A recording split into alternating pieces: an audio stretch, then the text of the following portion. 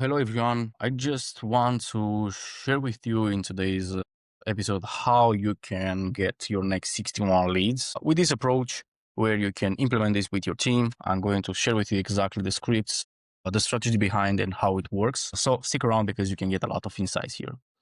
So if you ever tried before cold email or LinkedIn or outbound in general, and you tried maybe agencies and you failed, it's because the market changed so fast that most people in this space have no idea what they are selling, the ICP they want to target. So in case you have no idea about this, my recommendation, my suggestion is to go with a non-direct approach, which means you either invite people to a workshop, an interview or a podcast or a roundtable or a webinar.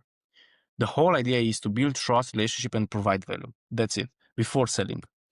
So we got 61 leads. We started this campaign on 24 November. Now it's 6 December, but everything stopped on actually yesterday, as you can see. So overall, let's say plus minus around 10 days. I'm going to share with you the sequences and the scripts that worked for us, and also some of the replies we've got from the people, from the audience. So as you can see from email one, we tried 1, 2, 3, 4, 5, 6, 7 scripts where we got this one with 11 leads and this one with 31 leads. So this is on the first script. The second one, we got 10 and another 8. And these were just 2 emails. We actually have in overall between 3 to 4, 5 sequences, something like that. So we still are going to maximize the lead list with this. So these are the scripts we created so far, just as a preview right here.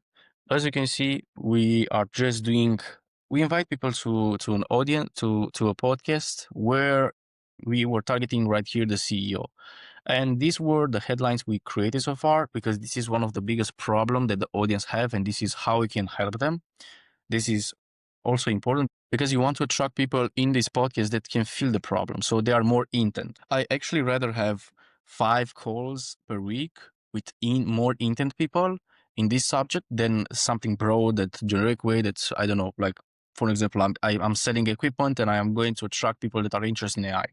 Make no sense, right? So make no sense if I can get 100 leads with this. And it's so important to understand the offer you have and also how you can make sure that the market and you can create a message market fit with the overall the audience. After that, this was one of the follow-up. Does it work for you to have a discussion and other scripts like this? So overall, it's simple. Like what we were doing is just to test all of these part of the headlines. And the podcast and this method works because you create a low commitment for the audience. You don't push with sell, sell, sell. You build trust and relationship with them in the meeting. You can identify their problems. You can identify what they struggle with, what are their goals. And after that, you can make a transition by the end of the podcast or the interview. Like, look, you mentioned related to the question of the biggest problems within the industry. You mentioned these and these and these. It's something that you are facing now. Majority of them are going to say yes. Great. And would you have any objection maybe to have a chat to provide you some ideas and how you can implement this one? We can share like a step-by-step roadmap how you can implement to remove this problem. Most of them are going to say yes because look, you are not selling. And most people don't have meetings and leads because they push so much on let's have a call to share with you our solution. They just don't give a fuck about your solution. They are interested about how they can solve their problems, not what you think is their problem. So stop pitching with technical stuff. Just talk with them, understand, look, they want to solve this problem. Great. Let's give you some ideas how you can solve it. Because you position ourselves, like imagine if they want to solve that problem and they have another 10 companies providing the solutions for them, you actually have an advantage because you already built trust and relationship with them. They know you better than others. You provide value upfront without asking for sell. That's the point. So you have a competitive advantage with this. So these are some of the replies I put here, like busy CEOs, agencies. So to make sure everything is right. Like for example, this guy. Actually, we shared that. Yeah, thanks. Let me know how to get started. Happy to schedule a call. And he shared with me his calendar. And I booked a call as well. I booked something for Monday. Another one, let's say, sure, if you like to schedule another. So look, 2 guys, they give us their calendar to book the podcast. So it's easy. Happy to speak now if you're available. Another one. Hey, that sounds great. Where do you post the podcast interviews? Thank you. Another one. I booked a call with this guy and now we rescheduled because something came up and I'm going to have the call the next week. Please send me more details about the podcast. I would like to see an episode. Uh, so these are the type of the name of the podcast, and we share the script.